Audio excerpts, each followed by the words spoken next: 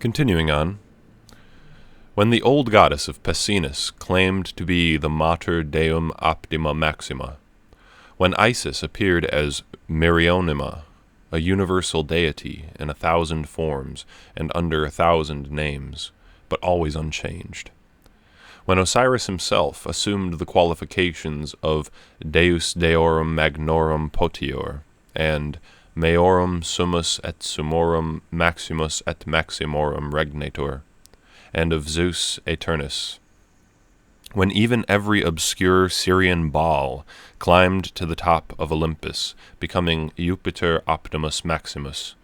These religions were moved not so much by the purpose of extending mutual recognition to all cults and religions on a footing of equality, as by that of claiming each, for itself, the right to represent all other cults, and so of preserving its own separate existence. Moreover, while all this display of titles and qualifications may have had a meaning for philosophers and poets, in the popular consciousness, as shown often in the plastic representations, these deities kept their original attributes and distinctive insignia, just as they kept their cults with traditional ceremonies and peculiar symbolic meanings. In a word, they kept their exotic character.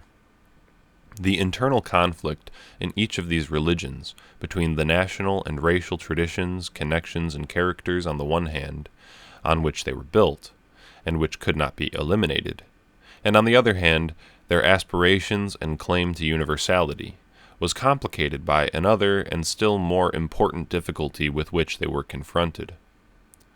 In order to conquer the Roman world, they had to come to terms with, and eventually to supersede, the official cults of Rome, and to acquire a control of political power to the point where their cause should be identified with the cause of the empire.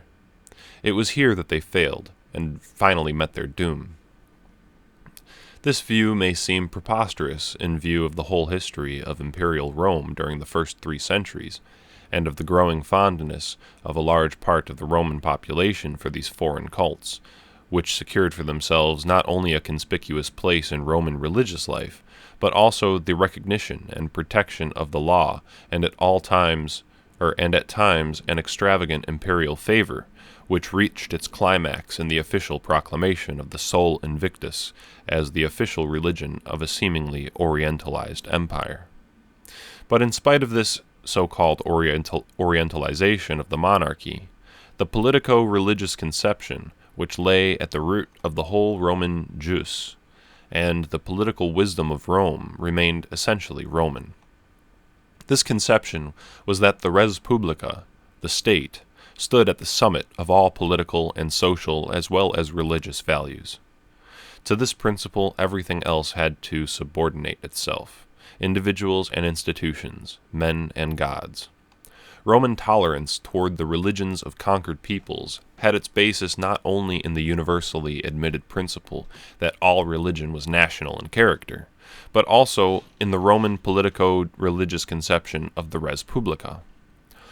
Just as the national institutions of the conquered peoples were respected insofar as they could comport with the requirements of the Roman rule, and provided they subordinated themselves to the Roman system, similarly, their religions were left unmolested provided they remained in subordination to the official cults which represented both the religious and the political tradition of the Roman power. When in Minucius's dialogue, Caecilius repeats the common saying of the time that the Romans venerated the gods of all peoples, he adds the reason which must have seemed obvious to every Roman. The gods of conquered peoples, by allowing the Romans to conquer these nations, had recognized the superiority of the Roman gods, and had accepted a subordinate place in the religious hierarchy of powers. By honoring all gods, the Romans won the right to rule the world. But against these theories and polemical explanations of the invasion of Rome by foreign deities and cults stood the fact that the ancient Roman religion itself had gradually assumed Hellenistic forms, and that the old Roman gods now found themselves transformed into the deities of the Greek Olympus. Yet, it must not be forgotten that while the Roman Jupiter may have borrowed from the Hellenic gods features and insignia, titles and liturgies, he nevertheless remained essentially the religious personification of the Roman power. It was not that Jupiter had descended from his high throne of the Capitol to mingle with the deities of the conquered nations, but rather that the foreign gods were made to climb the stairs of the Capitol and offer to Jupiter their attributes and their insignia. The establishment of the imperial authority, and its gradual transformation into an absolute monarchy, were the last stages not only of the political, social, and economic evolution of a mighty empire, but also of a religious evolution, which, amid all changes, aimed at a single goal, the religious consecration of the eternal institutions of Rome. To the Roman tradition, those institutions were the result not merely of human wisdom, but primarily of a divine will and divine wisdom. Laws and decrees, declarations of war and treaties of peace, every step in the growth of Roman institutions and power had been sanctioned by religious rites and by divine consent. They bore the mark of divine favor and almost the character of divine institutions. Jupiter Optimus Maximus, Stator Invictus et Custos, was and remained the religious symbol of the destiny of Rome to conquer the world and rule it through Roman laws and institutions and Roman political organization, which were the instruments and the divinely ordained manifestation of superior power. When laws and institutions gradually came to be embodied in the person of the emperor, the mantle of Jupiter also was drawn over the imperial shoulders. From the cult of the Dea Roma and the Genius Augusti, to the full development of the cult of the Divae Imperatores, and down to the end of the empire, it was the divine character of the Roman power that was glorified by the divine titles assumed by the emperors, whether the titles of Jupiter or Hercules, or of the Sol Invictus, or even those of the Christian god. Whatever meaning the Sol Invictus could assume in the solar pantheism of thinkers and poets, or in the humble consciousness of the devotees of the poorer classes, in the political tradition of Rome it was another incarnation of Jupiter Victor, Liberator, Conservator, et Pacator Orbis, that is to say, the divine guardian of Roma Aeterna. The Imperator Optimus Maximusque Princeps Pius Felix Invictus Aeternus shared with the god the task of guiding the Roman destiny of universal domination. Since religious and political values were thus identified, and since recognition was not denied to all legitimate gods of the nations, Rome had to insist on the high religious significance of its own political institutions, and had to give them the sanction of a religious cult. It was this process, more than Oriental influences and traditions, that made possible the establishment of the worship of Rome and the emperors, and gave it real importance.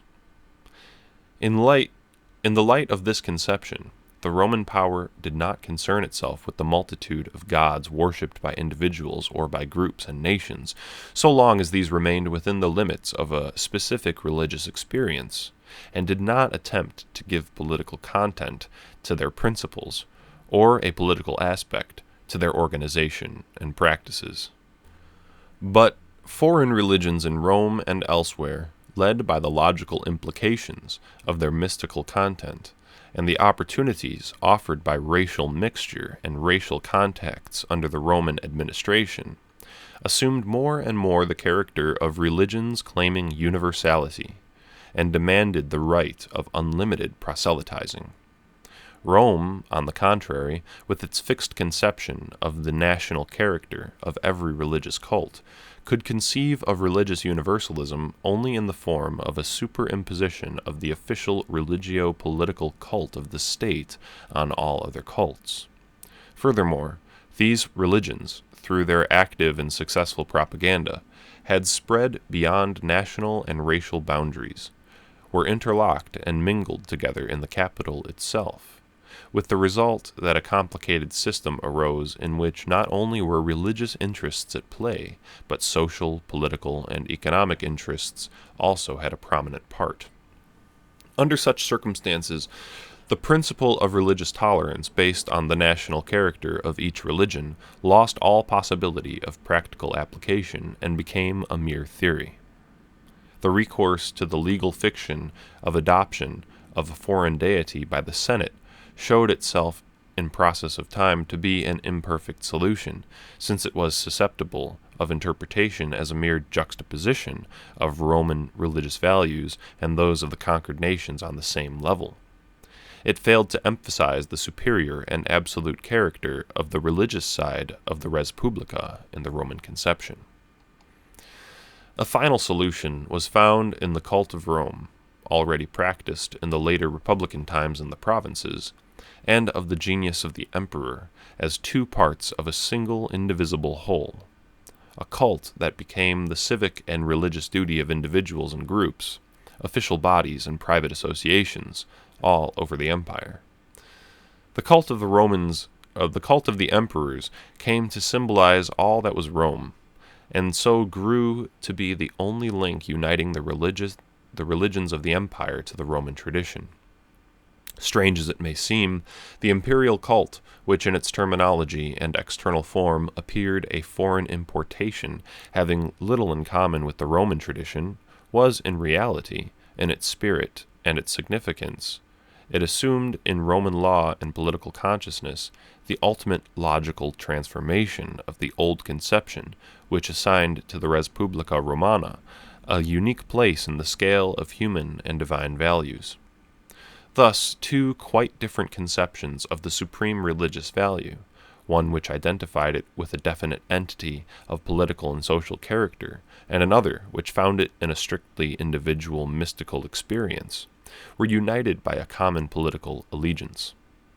At first thought, it might seem that there was no reason for conflict between the two conceptions, and that they could live side by side in peace and harmony, for Rome did not object to a double religious allegiance, one public and official, involving a profession of religious and political loyalty to the state and its institutions, the other private, with a special purpose for which the religion of the state had no equivalent to offer, and which it was obviously not concerned. The state as a religious entity had to admit its limitations so far as concerned the field of mystical experience and the next world. On this ground it could not compete with the religions of individual salvation. Yet, in this dualism of the religious life was involved an irreconcilable contradiction.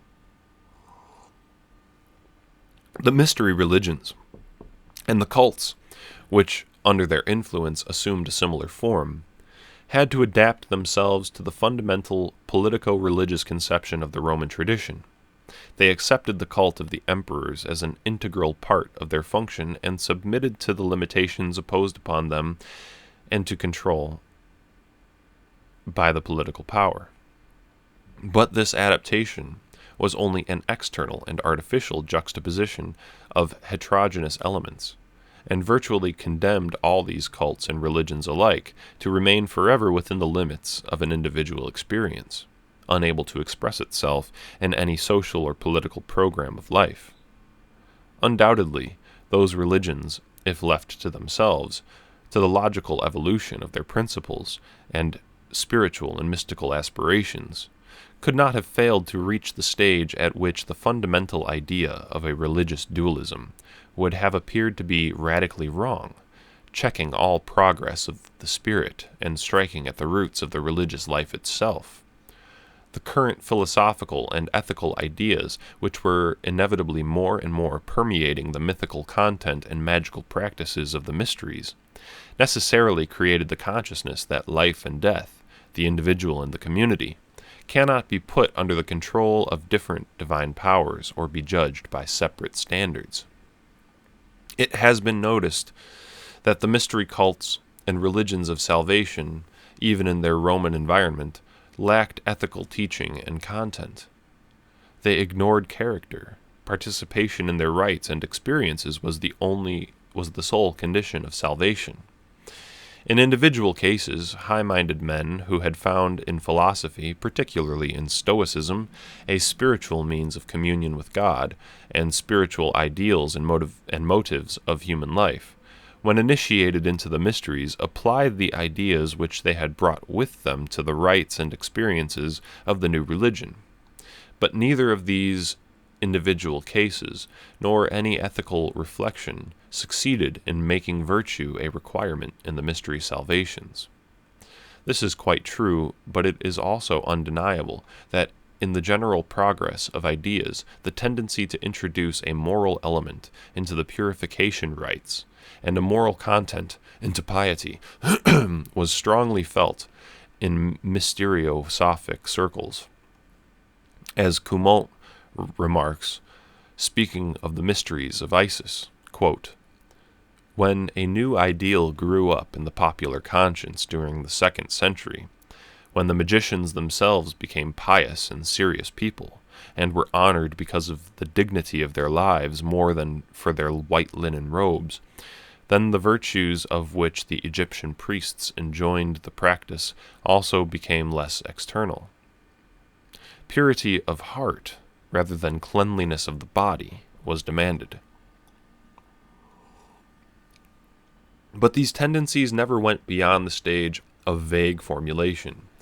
They did not crystallize into a moral system as an integral part of the religious mystical experience, and above all, they did not reach the consciousness of the masses. Evidently, those religions were arrested in the logical evolution of their spiritual content. Their compromise with the exigencies of the Roman religio-political principles and interests was made at the cost of renunciation of their power to develop into religions of really universal character and into community religions. If they had gone on to assume a definite ethical character, they could not have stopped halfway.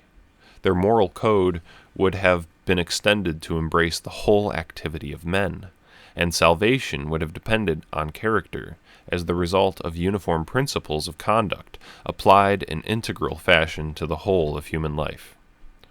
Moreover, and this is a most important point, if these religions had made progress in an ethical direction, they would soon have felt the need of disciplinary laws and traditions and generally accepted standards of conduct, and consequently the need of comprehensive organization.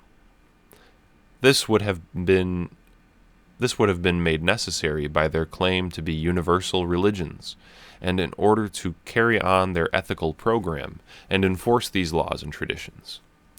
At this point, the fundamental antinomy between the Roman religio-political conception and that of the religions of salvation would have manifested itself in uncompromising terms and led to a deadly conflict, for the state, as a religious and political entity, could not allow the establishment of another organization of a universal character beside its own without running the risk of losing its own universalism.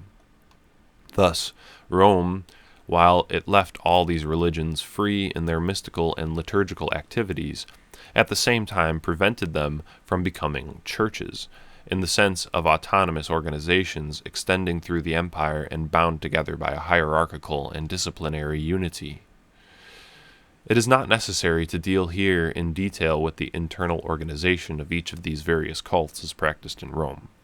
We have already given in the preceding chapters the epigraphic evidence as to the various degrees of their priesthood, the personnel of temples and shrines, and the collegia of cultors and worshippers which gathered around them. Their organization, however, in spite of the diversity of titles and functions, presents a uniformity and certain general characteristics which are important in relation to the special point with which we are here concerned. First of all, the priesthood and the whole organization of each cult, as well as their public celebrations, were under the jurisdiction of a governmental bureau, that of the Quindecimviri Sacris Facundis. I'm terrible at pronouncing Latin. Who appointed or confirmed the elections of all responsible officers of temples and cults, regulated the festivals, and prescribed the ceremonial of all public religious celebrations. Secondly, the priesthood of the foreign cults appears to have been filled most of the time by foreigners belonging to the races which had brought the cults to Rome. Not only in Republican times, when even the priestesses of the Greek cult of Ceres were called to Rome from Naples or Velia, and the priests and priestesses of the Magna Mater were required by law to be Phrygians, but also in the imperial period, and after the legal restrictions had fallen into desuetude, the ranks of the clergy of foreign cults continued to be filled with foreigners or descendants of foreigners. Only in the last period, when the attempt was made to unify all of them in an official syncretism, do Roman names of great families appear with some frequency, often holding high offices in various cults at the same time. Thirdly, the priesthood of these cults differs from the Roman sacerdotia in that these priests were not merely performers of religious ceremonies, but formed a special class endowed with spiritual powers, and were the intermediaries between the god and the worshippers for the achievement of the religious purposes of life. And finally, among the devotees and worshippers of each cult, there was a certain consciousness of religious unity and community of purpose, which found some degree of expression in the terminology by which the adepts of the same cult designated themselves. But in spite of this, these cults never succeeded in becoming churches with a unified hierarchical organization. For example, the religion of Isis, although it possessed a priesthood endowed with special spiritual powers, distinct from the rest of the faithful even in dress, and having special duties and special privileges, and although this priesthood formed a militia sacra, a holy tribe, never succeeded in coordinating the various sacerdotal colleges of the Isaic congregations of the empire in one organization, under central sacerdotal control. The tendency was not lacking, for in Egypt the Isaic religion, in the Hellenized form which it assumed under the Ptolemies, had a certain hierarchical unity, thus continuing the ancient Egyptian tradition in which the sacerdotal power had often formed a state within the state, and had invaded and dominated the political power. But in Rome, since the religion of Isis had sought and accepted the protection and favor of the law, any attempt to create an independent organization in the name of absolute principles not identical with those of the state religion was bound to encounter the determined resistance of the state. The use of titles like Summus Pontifex Egypti or Summus Sacerdos Isaacus must not deceive us. They were a piece of empty terminology, by which the practical wisdom of Rome appeared to respect the external forms of the institutions of the conquered nations, while superimposing on them a new spirit and a new interpretation. There is no doubt, also, that the adherents of the cult of Isis throughout the empire had a certain consciousness of forming a religious unit, distinct from others, and in their opinion better than these because their religion claimed to be a superior and universal synthesis of the whole religious wisdom of the past. The Isaic believer and initiate was received, wherever he went, by the confraternities of his religion without distinction of race or caste. Thus, according to Apuleius, Lucius, on reaching Rome from Africa, regularly attends the temple of Isis in the Campus Martinus, and is received there not as a stranger. Eram cultur denic assiduus fani quidem advena religionis autem indigena. He says he found no difficulty in being admitted into the college of the Pastophori after the necessary initiations, and later became one of its officers, although the heavy initiation fees and the expenses for the ceremonies exhausted his limited financial resources. But whatever the feeling of kinship among the faithful, each city group or congregation remained isolated and independent. This was true of all cults, both in Rome and in the provinces. They were never more than scattered groups, congregations, chapels, and fraternities, each living its own life in a separate environment and in different conditions, but all under the strict control of the law, which kept them from becoming political associations. And they were incapable of developing the vital elements of their spiritual content, or of forming any general organization through which they might attempt to conquer the world.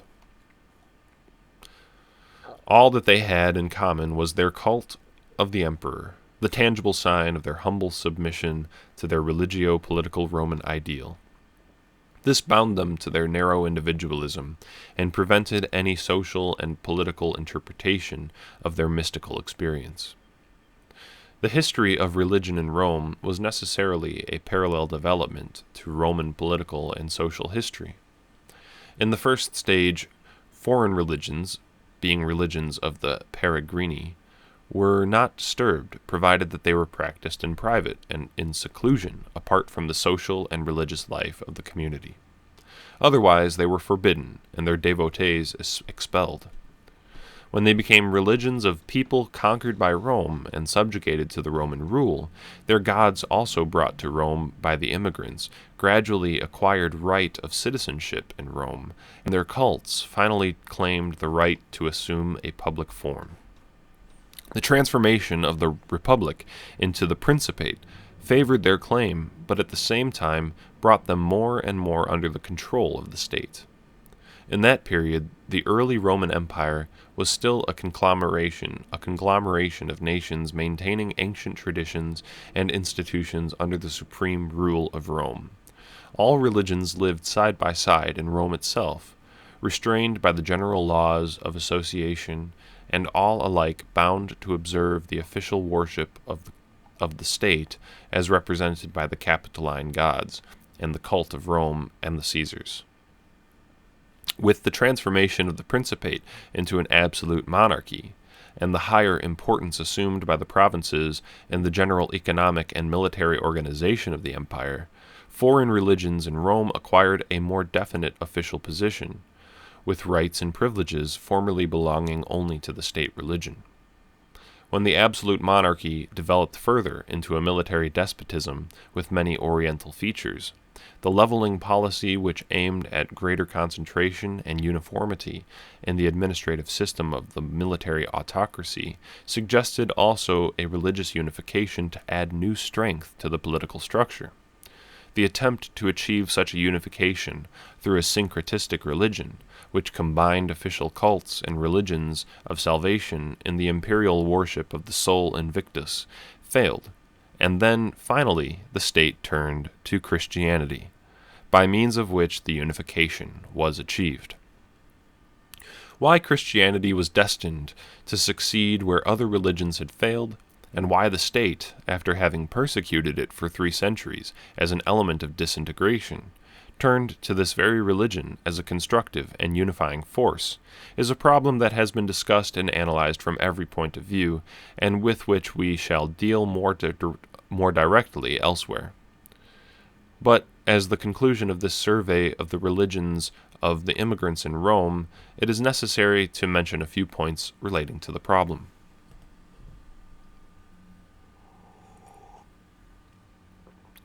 Through a long and painful process of evolution, Christianity had assumed the character of a true universal religion, with no national or racial connections, in possession of a doctrinal system that assumed the forms of contemporary philosophical thought, and having a moral system that put under religious sanction the purest and highest ethics of religion and of philosophy.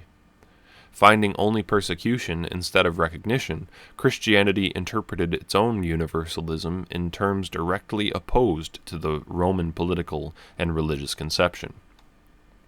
Persecuted, but free from the control of the state, it developed in reaction against the tyranny of a political religion, and it could clearly and consistently formulate a moral program of life independent of and superior to the laws of Caesar and the destinies of the empire.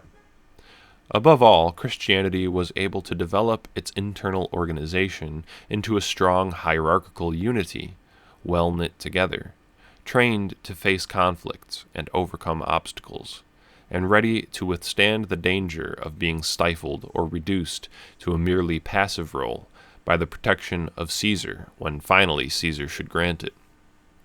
In other words, Christianity as a religion did not hesitate to claim its right to have a social and political program, and even to supplant the old state religion and become thoroughly Roman, both in spirit and in external organization.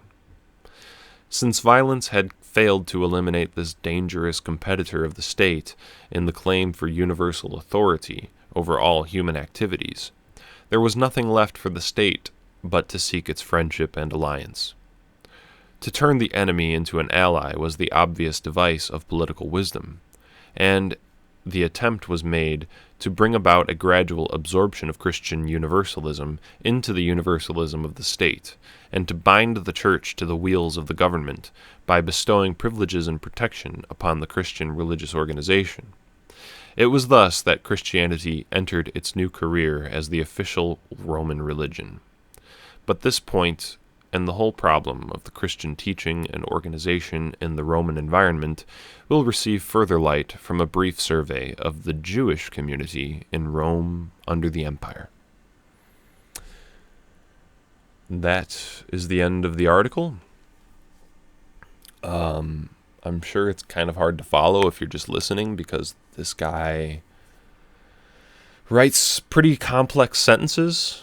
It's hard to read, to be honest. So it must be hard to understand as you listen, but I hope you enjoyed anyway and got some good thoughts out of it. My final thoughts here would just be to remember how a universal conception of theology, a universal conception of the divine, of religion in general,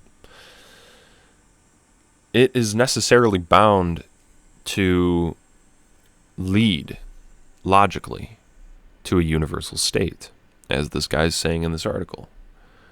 Because a universal religion will come with a universal conception of morality, and if you truly believe in that, then of course you're going to want to be able to enforce it.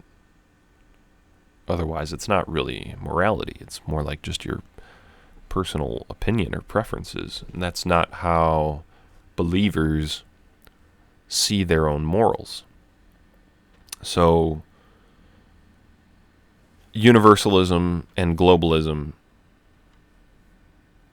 religious and political, go together hand in hand.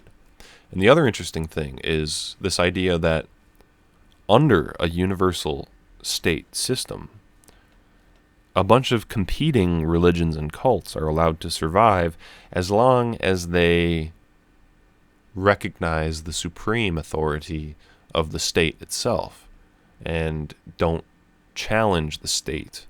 And this gets me thinking about certain strains of pagan thought that is going around the internet right now, especially certain traditionalist or right-wing circles. These strains of pagan thought advocate that we use the official political channels and that we participate in the political system in the way that that political system demands. So basically recognizing their supreme authority, acquiescing to their demands, and attempting to change the state through the state's own official channels, which these particular pagans would probably make the claim that they're not recognizing any sort of superiority of the current state. They want to be rebellious. They want to change the system. They want to fundamentally change everything. They're not in favor of the state power, this and that. But at the same time as saying that, they are recognizing the state power and can only conceive of themselves acting within that paradigm.